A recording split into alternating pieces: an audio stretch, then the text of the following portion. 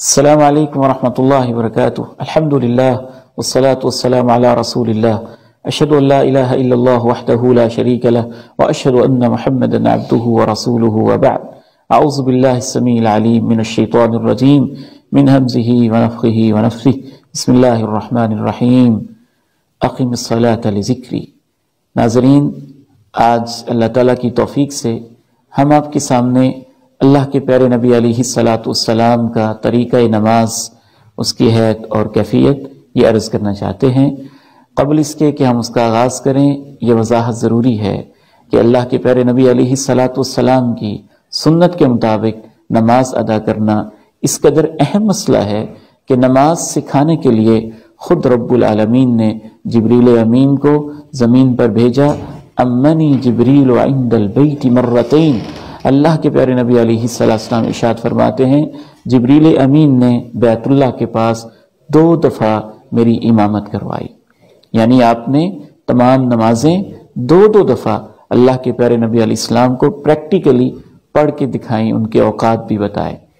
پھر اللہ کے پیارے نبی علیہ السلام نے صحابہ کرام کو، حالانکہ روزانہ کی بنیاد پہ آپ نماز پڑھا رہے ہیں، اس کے باوجود آپ علیہ السلام منبر پر ایک دفعہ تشریف لے گئے، وہاں آپ نے نماز پڑھی اور صحابہ سے کہا صلو کما رأیتمونی اصلی، جیسا تم نے مجھے دیکھا ہے نماز پڑھتے ہوئے ایسے ہی نماز پڑھو۔ پھر صحابہ کرام رضوان اللہ علیہم اجمعین، اس کے باوجود کہ اللہ کے پیارے نبی علیہ السلام کے شاگرد ہیں، صحابہ کرام بھی بہت دفعہ ایسا ہوا کہ ایک دوسرے کو نماز پڑھ کے دکھاتے۔ حضرت ابو حمید ساعدی رضی اللہ تعالی عنہ 10 صحابہ کی موجودگی میں کہتے ہیں کہ میں تمہیں اللہ کے پیارے نبی علیہ السلام کی نماز پڑھ کے بتاتا ہوں۔ آپ ان کے سامنے پریکٹیکلی نماز پڑھتے ہیں، پھر صحابہ بھی تصدیق کرتے ہیں کہ جی ہاں، آپ نے واقعتاً اللہ کے پیارے نبی کی سنت کے مطابق نماز پڑھی ہے۔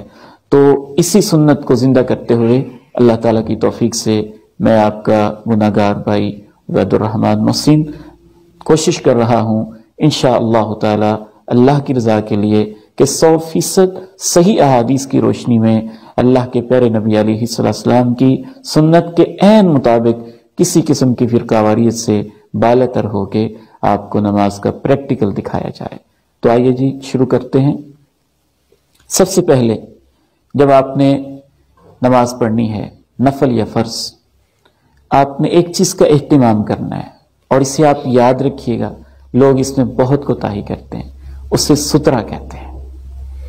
میں مثلا مسجد میں گیا ہوں، کوئی بھی چیز مجھے مل جاتی ہے، یہ میرے سامنے اس وقت ریحل ہے جی، تو میں ریحل پکڑ کے اپنی جو جہاں میں نے سجدہ کرنا ہے اس سے تھوڑا آگے یہ رکھ لوں گا، یہ سترہ ہے۔ نبی علیہ السلام اس کا خصوصی اہتمام فرماتے ہیں، آپ نے بلکہ حکم دیا لا تصلی الا الی سترہ، سترہ کے بغیر نماز نہ پڑھو۔ ہم یہ تو نہیں کہتے کہ یہ فرض ہے، لیکن نبی علیہ السلام نے اس کی اتنی تاکید فرمائی ہے۔ صحابہ کرام اس کا اہتمام کرتے۔ مسجد میں دیوار ہے، آپ دیوار کے پیچھے نماز پڑھیں، ستون ہے اس کے پیچھے نماز پڑھ لیں، ریحل ہے اسے سترہ بنا لیں، یا کوئی بھی چیز آپ کو مل جائے تو اسے سترہ بنا لیں۔ اس سترے کا سب سے اہم اور بنیادی فائدہ یہ ہے کہ اللہ کے پیارے نبی علیہ السلام کی سنت پر، آپ کے حکم پر عمل ہو جائے گا۔ دوسرا فائدہ یہ ہے انشاءاللہ یہ ایک آڑ اور رکاوٹ ہے، اس سے شیطان کے وسوسوں میں بھی انشاءاللہ کمی آئے گی۔ تیسرا فائدہ یہ ہوگا کہ نمازی سترے کے پیچھے سے آرام سے گزر جائیں گے، کسی کو پریشانی نہیں ہوگی گزرنے میں۔ بعض لوگ کیا کرتے ہیں، مسجد میں آئے بس سستی اور کوتاہی، بالکل پچھلی صف میں جا کے کھڑے ہو گئے، اب نمازی آگے سے پریشان ہے، گزرنے کی ضرورت ہے۔ تو اس لیے اس چیز کا خصوصی اہتمام کرنا چاہیے۔ اگر آپ نے اس کا اہتمام کیا ہوا ہے تو پھر یہ یہاں سے لے کر سترے تک یہ آپ کی جگہ ہو گئی ہے۔ عبادت گزار نمازی کا اس پر حق ہے، کسی کو یہاں سے گزرنے کی اجازت نہیں ہے۔ آپ نے سترے کا اہتمام کر لیا، سترے کا اہتمام کر کے ظاہر ہے نیت دل کا نام ہے کہ آپ کے دل میں نیت ہے، آپ کو پتہ ہے آپ ظہر کی نماز پڑھ رہے ہیں، عصر پڑھ رہے ہیں، آپ مغرب پڑھ رہے ہیں، عشاء پڑھ رہے ہیں، جو بھی آپ پڑھ رہے ہیں، آپ کے دل میں آپ کے دل میں جو نیت موجود ہے تو وہ کافی ہے۔ جو لوگوں نے نیت بنائی ہوئی ہے کہ 2 رکعت فرض نماز، 4 رکعت فرض نماز پیچھے اس امام کے، یا اس طرح آپ کسی دنیا کے شخص سے پوچھیں کہ اللہ کے پیارے نبی علیہ الصلوۃ والسلام نیت کے الفاظ کیا کہتے تھے۔ ساری نماز عربی میں ہے تو ظاہر نیت کے الفاظ عربی میں کوئی تو بتائے۔ دنیا کا کوئی انسان اس بات کو نوٹ کر لیجئے، بڑے سے بڑا جو بھی اس کا دعویٰ ہو، آپ کو یہ نہیں بتا سکتا کہ نبی علیہ السلام نماز کی نیت کن الفاظ سے کرتے تھے۔ اس لیے نہیں بتا سکتا کہ وہ الفاظ ثابت ہی نہیں ہیں۔ تو اس کے بعد آپ نماز شروع کریں گے، تکبیر تحریمہ سے نماز شروع ہوتی ہے۔ آپ یوں اپنے ہاتھ اٹھائیں گے، کندھوں تک اٹھا لیں، یہ بھی ثابت ہے، کانوں تک اٹھا لیں، یہ بھی ثابت ہے۔ نہ تو بالکل اس طرح سے ہاتھوں کو بند رکھیں، نہ ان کو زیادہ کھلا رکھیں، جیسے عام فطری طور پر ہاتھ ہوتے ہیں ایسے ہی آپ رکھیں گے، ان کو قبلہ رخ کریں گے۔ نہ ایسے پکڑنے چاہیے، یہ بھی غلط لوگوں کا طریقہ ہے، نہ ایسے کرنے چاہیے، یہ بھی غلط طریقہ ہے۔ بعض لوگ بہت کوتاہی سستی کرتے ہیں، یہ رفع الیدین ہے، یہ اللہ کے نبی علیہ السلام کی سنت تو نہیں ہے، سنت پہ عمل نہیں ہو رہا۔ دیکھیے ہم لوگ چھوٹی چھوٹی چیزوں میں کتنی سختی کرتے ہیں، کالجز میں، یونیورسٹیز میں، چھوٹی سی ایک یونیفارم پہ لوگ کتنی سختی کرتے ہیں، کلر کو چیک کرتے ہیں، شوز کو چیک کرتے ہیں۔ آپ ٹریننگ دیکھ لیں، آپ مختلف قسم کی ریہرسل دیکھ لیں، کیا کیا ڈسپلن ہے جن کی ہم پابندی کرتے ہیں۔ تو کیا نماز ہی ایک ایسی چیز ہے کہ اس میں ہم اپنی اپنی مرضی کے مطابق پڑھتے جائیں گے؟ نہیں، آپ کا حکم ہے صلو کما رأیتمونی اصلی، تو اس میں سستی نہیں کرنی، ایسے بھی نہیں کرنا، یوں بھی نہیں کرنا، ایسے بھی نہیں کرنا۔ نبی علیہ السلام جیسے کرتے تھے، ہاتھوں کو کندھوں کے برابر یا کانوں کے برابر اٹھائیں، قبلہ کی طرف سیدھا کریں، اتنا کھول لیں اور کہیں نگاہوں کو جھکا کے سجدے والی جگہ پہ ٹکا کے اللہ اکبر۔ ایک اور چیز کی وضاحت کر دوں کہ آپ ہاتھ پہلے اٹھا لیں اور بعد میں کہیں اللہ اکبر، یہ بھی درست ہے۔ اللہ اکبر پہلے کہہ لیں پھر ہاتھ اٹھا لیں، اللہ اکبر، یہ بھی درست ہے۔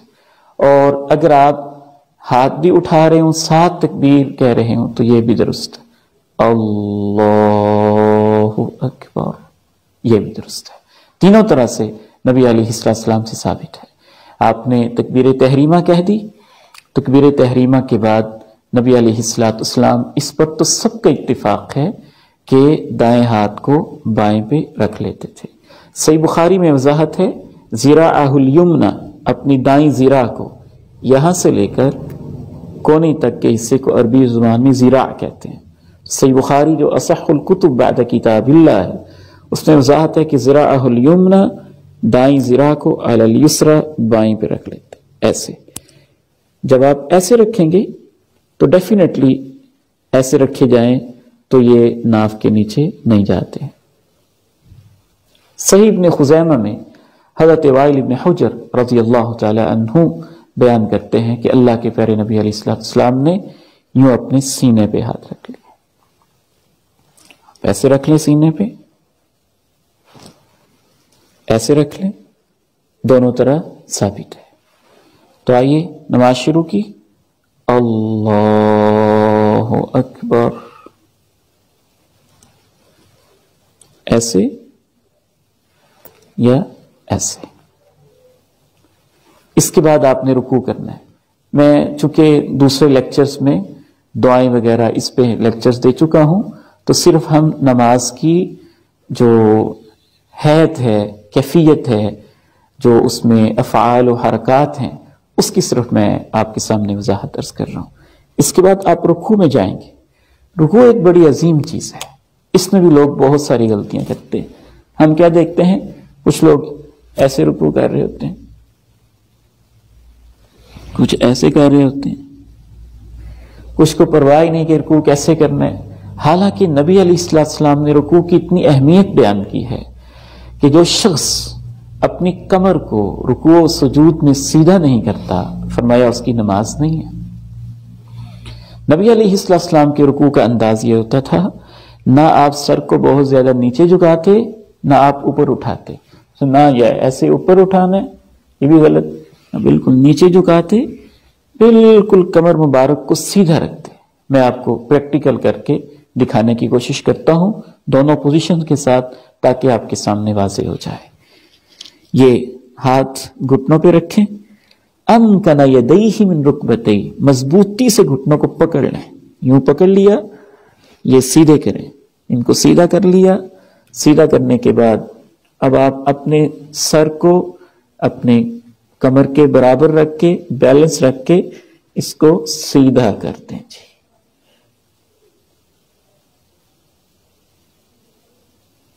ایسے چلو جی، ایسے۔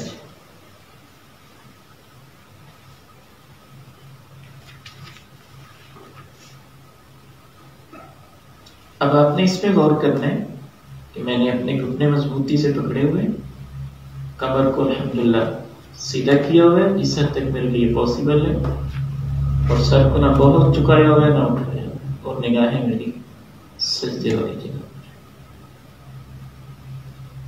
انشاءاللہ یہ سنت کے عین مطابق ہے، اللہ تعالیٰ قبول فرمائے۔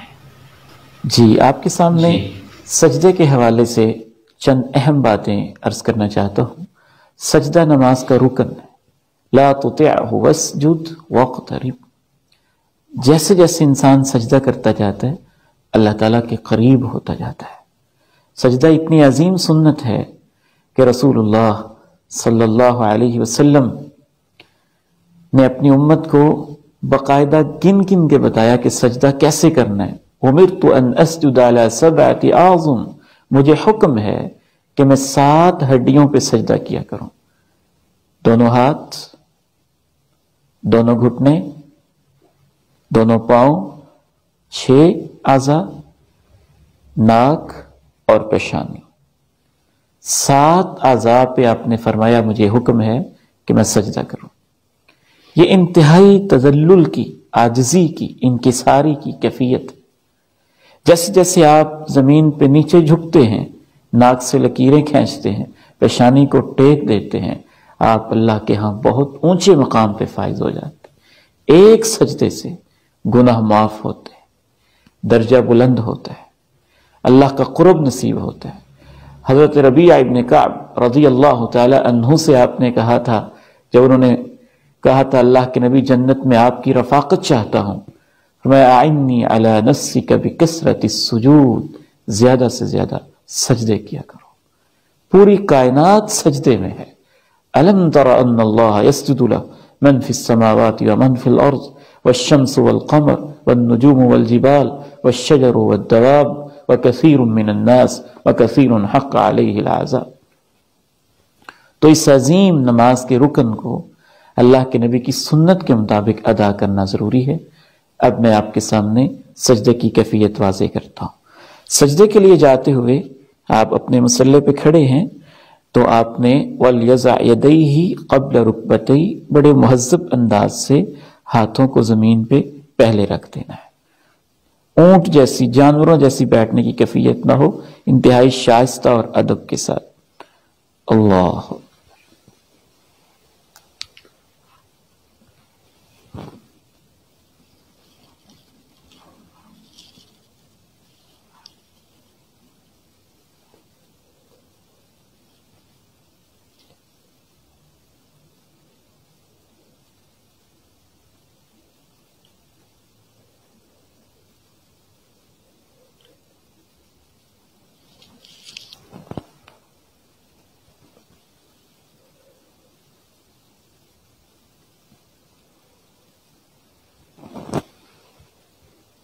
سجدے کی کیفیت میں چند ایک چیزیں آپ نے نوٹ کرنی ہیں کہ جب میں نے آپ کے سامنے سجدہ کیا تو اللہ کے پیارے نبی علیہ السلام کی سنت کے مطابق کمر کو آپ نے ملاحظہ کیا ہوگا، کمر سیدھی ہو،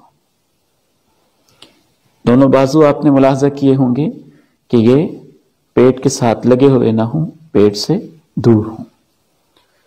تو سجدے میں بعض لوگ جو غلطیاں اور کوتاہیاں کرتے ہیں وہ بھی میں آپ کے سامنے عرض کر دیتا ہوں تاکہ ان غلطیوں سے ہم بچ سکیں۔ بیٹے آئیے آپ ذرا بتائیں گے لوگ کیسے کیسے غلطیاں کرتے ہیں تاکہ ان سے بچا جا سکے۔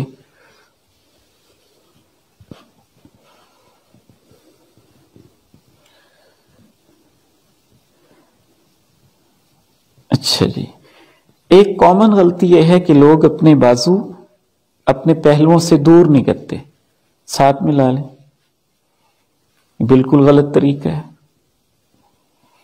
ایک اور غلطی یہ ہے کہ لوگ کمر کو سیدھا نہیں کرتے، جیسے یہ ابھی کمر سیدھی نہیں ہے، اور اوپر کریں ذرا، یہ دیکھیں بالکل ہی سیدھی نہیں ہے۔ اب بیٹے سیدھی کریں کمر، سیدھی ایسے ہوگی، یہ آپ کے سیدھے ہو جائیں گے، تھوڑا سا اور آگے کریں، تھوڑا سا سر، یہ کمر بالکل سیدھی ہے۔ اچھا، ایک اور غلطی یہ کرتے ہیں لوگ، پاؤں بعض دفعہ اوپر اٹھا لیتے ہیں، کبھی ایک پاؤں کے اوپر دوسرا پاؤں رکھا ہوتا ہے، اور بعض لوگ ایک اور کامن غلطی یہ ہے، بعض لوگ ناک لگا لیتے ہیں اور پیشانی نہیں لگاتے، یہ بھی غلط طریقہ ہے۔ تو ان غلطیوں سے ہم نے سجدے میں بچنا ہے تاکہ ہمارا سجدہ سنت کے مطابق ہو۔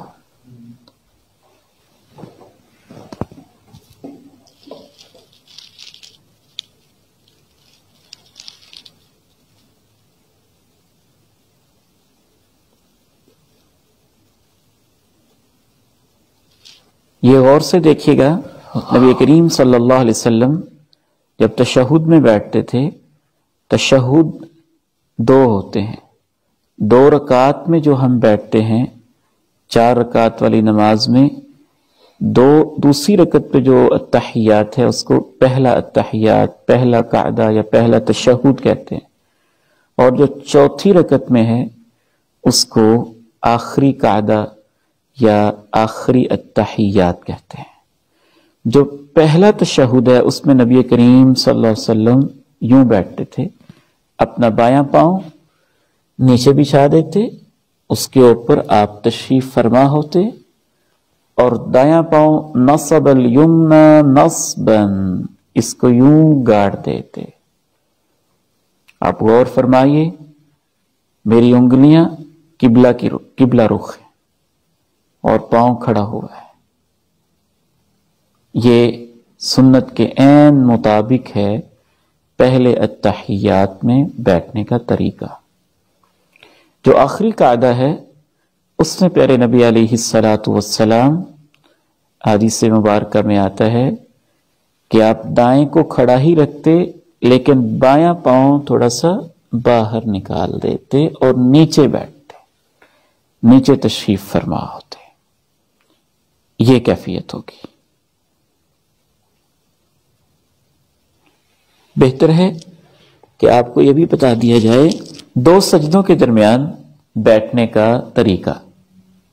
2 سجدوں کے درمیان میرے انتہائی محترم بھائیوں اور عزیزوں، نبی کریم صلی اللہ علیہ وسلم سے اپنے دست مبارک کو گھٹنوں پر رکھنا بھی ثابت ہے، یہ گھٹنوں پر رکھ لیے، اور نبی کریم صلی اللہ علیہ وسلم سے رانوں پر رکھنا بھی ثابت ہے، یعنی گھٹنوں سے کچھ پیچھے۔ 2 سجدوں کے درمیان آپ دونوں طرح سے بیٹھ سکتے ہیں۔ اب ہم آپ کے سامنے واضح کرتے ہیں التحیات میں بیٹھنے کا طریقہ۔ جو پہلی التحیات ہے اس میں آپ بایاں پاؤں نیچے بچھائیں گے، دائیں کو کھڑا کر دیں گے جیسا کہ پہلے میں واضح کر چکا ہوں، اور پہلی التحیات میں آپ یوں بیٹھیں گے جیسے 2 سجدوں کے درمیان بیٹھے تھے۔ فرق صرف یہ ہے کہ التحیات میں نبی کریم صلی اللہ علیہ وسلم یہ ایسے آپ علیہ السلام اشارے کی کیفیت بناتے تھے، دونوں انگلیاں بند، یہ اور یہ ان کے ساتھ حلقہ، اور یہ انگلی قبلہ کی طرف انگشت شہادت، ایسے۔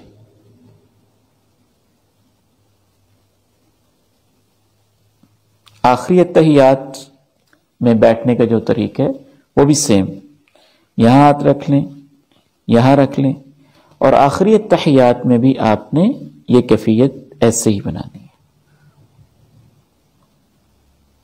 اور یہ آپ کے سامنے میں پہلے واضح کر چکا ہوں کہ آخری اتحیات میں یہ پاؤں آپ نے باہر نکالنے ہیں۔ پیارے نبی علیہ السلام اپنا بایاں پاؤں باہر نکالتے، نیچے تشریف فرما ہوتے، اور دایاں پاؤں آپ کھڑا کر لیتے۔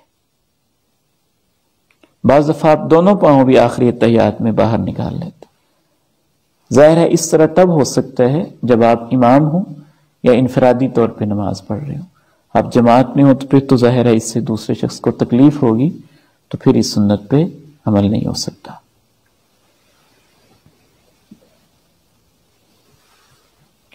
سلام پھیرنے کا طریقہ، سلام پھیرنے کا طریقہ نبی کریم صلی اللہ علیہ وسلم آخری اتحیات میں یوں تشریف فرما ہوتے، دائیں طرف سلام پھیرتے۔ صحابی کہتا ہے کہ آپ کے چہرے مبارک کے رخسار انور کی سفیدی دکھائی دیتی تھی، یعنی اچھی طرح السلام علیکم ورحمۃ اللہ، پھر ایسے ہی بائیں طرف۔ آپ کے سامنے اللہ تعالیٰ کی توفیق سے ان غلطیوں کی نشاندہی کرتے ہیں جو عموماً لوگ نماز میں کرتے ہیں۔ بیٹے آپ ادھر آئیں سر،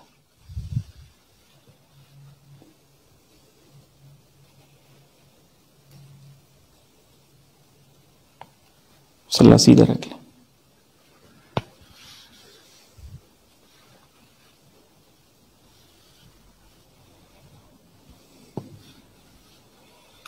سجدہ کریں، سجدہ، اچھا ایک منٹ کھڑے ہو، سیدھا سیدھا کھڑے ہو۔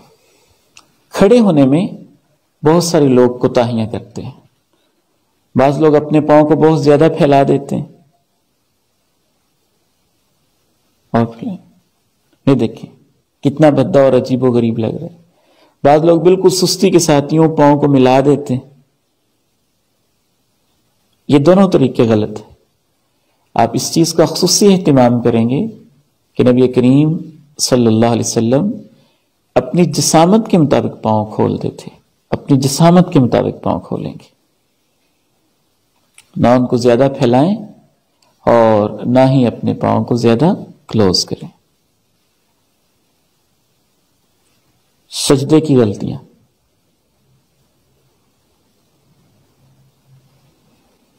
بعض لوگ پاؤں کے اوپر پاؤں رکھ لیتے ہیں، یہ مسنون طریقہ نہیں ہے۔ بیٹھے اتحیات میں بیٹھنے کی غلطیاں، بعض لوگ اتحیات میں ایسے بیٹھے ہوتے ہیں، یہ طریقہ بھی اتحیات میں بیٹھنے کے لیے مسنون رفع الیدین کے بارے میں آپ کے سامنے چند گزارشات رکھنا چاہتا ہوں۔ رفع کا معنی اٹھانا، یدین کا معنی دونوں ہاتھ، دونوں ہاتھوں کو نماز کے اندر اٹھانا۔ ہمارے سلف صالحین کہا کرتے تھے شیء تزین بہ صلاتک، یہ نماز کی زینت ہے۔ کیا عاجزی ہے، تواضع ہے، آپ اللہ کے سامنے سرنڈر کرتے ہیں، بار بار اپنے خالی ہاتھ ہونے کا ایک اظہار کرتے ہیں۔ تو یہ سنت بہت سارے ہمارے مسلمان احباب اس پر صرف ایک دفعہ عمل کرتے ہیں، جبکہ نبی کریم صلی اللہ علیہ وسلم 4 موقعوں پہ اس سنت مبارکہ پہ عمل فرماتے تھے۔ یعنی نماز میں 4 ایسی جگہ ہیں جہاں پہ ہاتھ اٹھانا پیارے نبی علیہ السلام کی سنت مبارکہ ہے۔ تکبیر تحریمہ کے وقت اللہ اکبر،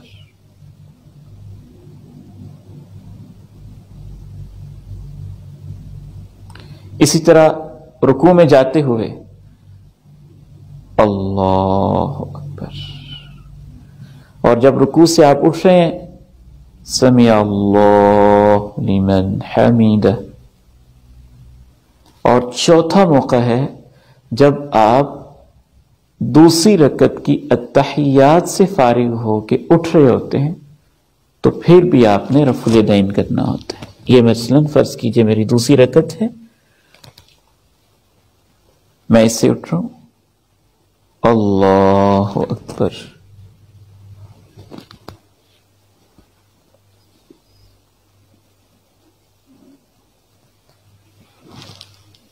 تو 4 مقامات پہ یہ اللہ کے پیارے نبی علیہ السلام کی سنت مبارکہ ہے.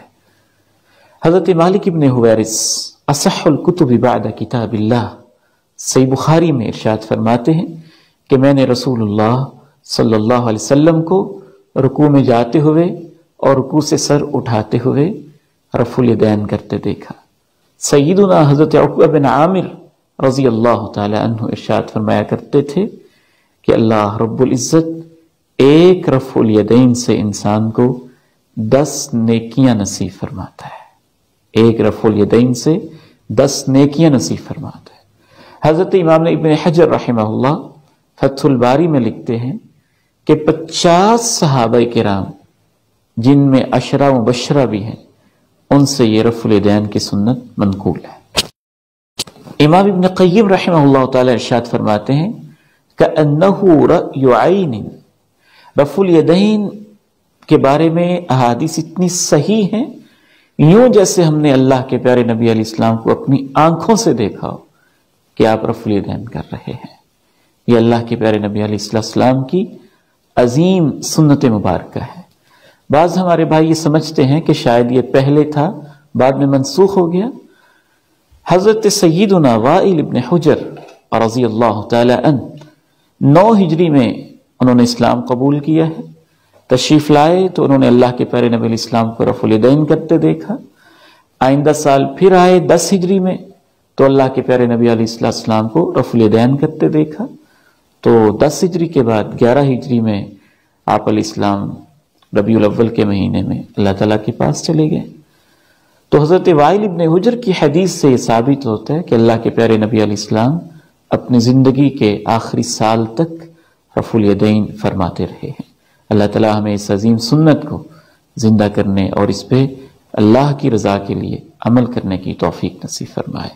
اللہ کے پیارے نبی علیہ السلام نے ایک شخص کو دیکھا مسجد میں آیا، اس نے جلدی جلدی نماز پڑھی ہوگی، آپ کو سلام پیش کیا تو آپ علیہ السلام نے فرمایا ارجع فصلی فإنک لم تصلی، جاؤ واپس جاؤ نماز پڑھو، تم نے تو نماز پڑھی ہی نہیں ہے.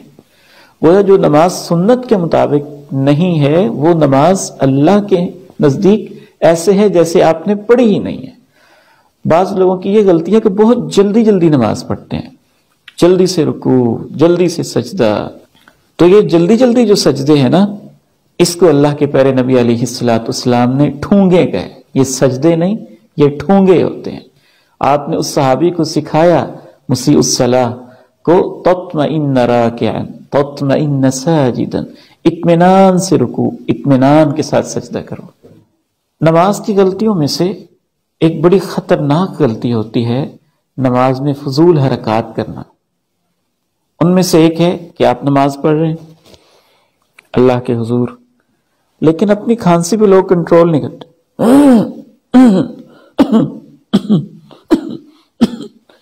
ایک تو ہے کہ آپ کے آؤٹ آف کنٹرول ہے، لیکن بعض لوگ بلا وجہ کھنگاتے رہتے ہیں یا اس کو کنٹرول کرنے کی کوشش نہیں کرتے، جس سے باقی نمازی بھی ڈسٹرب ہو رہے ہوتے ہیں.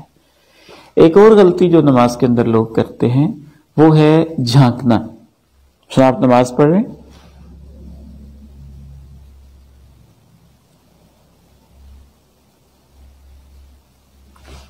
اگلی صف میں دیکھ لیا امام صاحب کیا کہہ رہے ہیں، چوتھی صف میں دیکھ لیا وہ کیا کہہ رہے ہیں، دائیں بائیں جھانک لیا یہ کیا کہہ رہے ہیں. اللہ کے نبی علیہ السلام نے اسے فرمایا کہ یہ شیطان ڈاکہ ڈال رہا ہوتا ہے اور بندے کی نماز میں سے وہ حصہ کھینچنے کی کوشش کر رہا ہوتا ہے. بلکہ نظر اوپر کی طرف اٹھانا تو اللہ کے پیارے نبی نے اس قدر ناپسند کیا کہ آپ نے فرمایا لَيَنْتَهِيَنَّ أَقْوَامٌ أَنْ رَفَعِهِمُ الْأَبْصَارِ، ضرور لوگوں کو باز آنا ہوگا نگاہوں کو اوپر اٹھانے سے، وگرنہ کہیں اللہ ان کی آنکھیں اچک نہ لے. سخت ناراضی کا آپ نے اظہار فرمایا. اسی طرح سے ایک اور بڑی سنگین غلطی ہوتی ہے نماز میں فضول حرکات کرتے رہنا.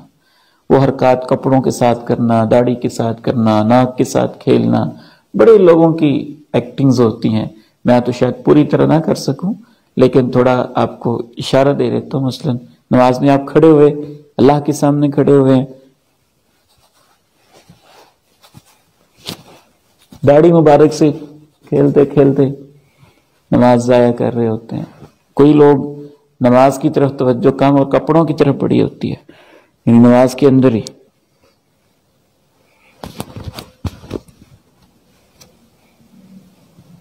یہ بھی ایک غلطی ہے، یہ بھی ہمیں نہیں کرنی چاہیے. ایک اور غلطی لوگ کرتے ہیں لباس کے حوالے سے، کپڑوں میں ان کو ایسے کر لیتے ہیں نماز میں، یا وضو کر کے آئے آپ اور یہ ایسے تھے تو ان کو ایسے ہی رہنے دیا. نبی علیہ السلام نے نماز میں کپڑوں کو اس طرح سے سمیٹنے سے منع کیا، ان کو ایسے کریں. تمام اعضاء، آپ کا پورا لباس اللہ کے حضور سجدہ کر رہا ہو.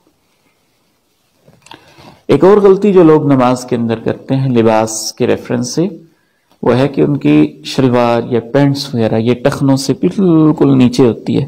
میں نے تو ویسے سلوائی ہی چھوٹی ہوئی نیچے جا ہی نہیں سکتی، تو ان کی بالکل ٹخنوں سے نیچے ہوتی ہے.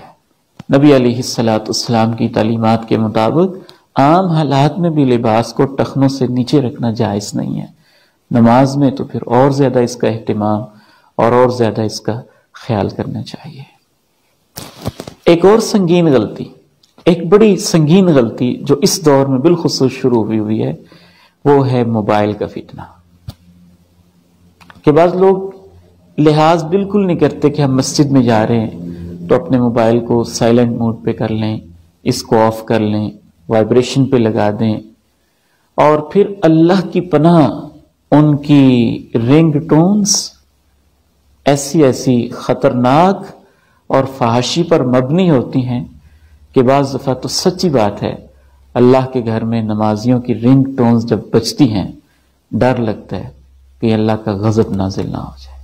آپ نمازی ہیں، اللہ کو ماننے والے ہیں، عام حالات میں بھی آپ کی تو رنگ ٹون کوئی سلجھی ہوئی سنجیدہ ہونی چاہیے. گانوں کے اوپر مبنی، فلموں کے اوپر مبنی اس طرح کی رنگ ٹونز جو ڈانس سے متعلقہ کسی چیز کا اظہار ہو، کسی گانے کا اظہار ہو، یہ تو لگانا ویسے ہی ایک مہذب انسان کو، ایک مسلمان کو زیب نہیں دیتا. اور پھر مسجد میں آ کے یہ حرکات، تو نبی علیہ السلام نے مسجد میں آوازوں کا اٹھنا اسے قیامت کی نشانی قرار دیا ہے.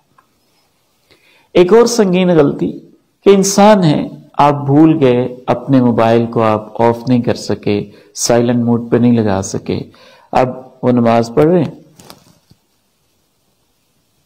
رنگ بجی جا رہی ہے، ساری مسجد میں شور ہو رہا ہے، اور وہ ماشاءاللہ اب اتنے متقی ہیں کہ موبائل کو نکال کے بند کرنا تقوی کے خلاف سمجھتے ہیں. بھئی اللہ کے بندے، آپ کی اس رنگ ٹون کی وجہ سے پوری مسجد کی نماز اور اس کا سکون برباد ہو رہے ہیں. تو اب آپ نماز ہی کی خاطر جو آپ سے غلطی ہوئی ہے اس موبائل کو یوں نکالیں، نکال کے ایسے ہی پتہ ہوتا ہے بٹن کہاں سے بند ہوتا ہے، اس کو بند کر دیں، آف کر دیں، شروع ہو جائے. تو یہ حرکت آپ نے، اگرچہ آپ کو چاہیے تھا پہلے آف ہوتا، لیکن غلطی ہوگی تو اس کا ازالہ بھی تو کرنا ہے. یہ تو نہیں کہ اس غلطی کی وجہ سے سب کی نماز آپ خراب کر رہے ہیں. ایسے جیب میں ہاتھ ڈالیں، اس کو بند کر دیں. یہ نہیں ہے. بعض لوگ یہ غلطی بھی کرتے ہیں کہ موبائل بند کر پہلے دیکھ لیتے ہیں کال کس کی ہے. یہ تو نماز کے آداب کے بالکل منافی ہے، انتہائی غیر سنجیدہ حرکت ہے، آپ کے لیے قطعاً جائز نہیں. اس کو بند کریں اس نیت سے کہ میری نماز بھی ڈسٹرب نہ ہو، باقی نمازیوں کی نماز.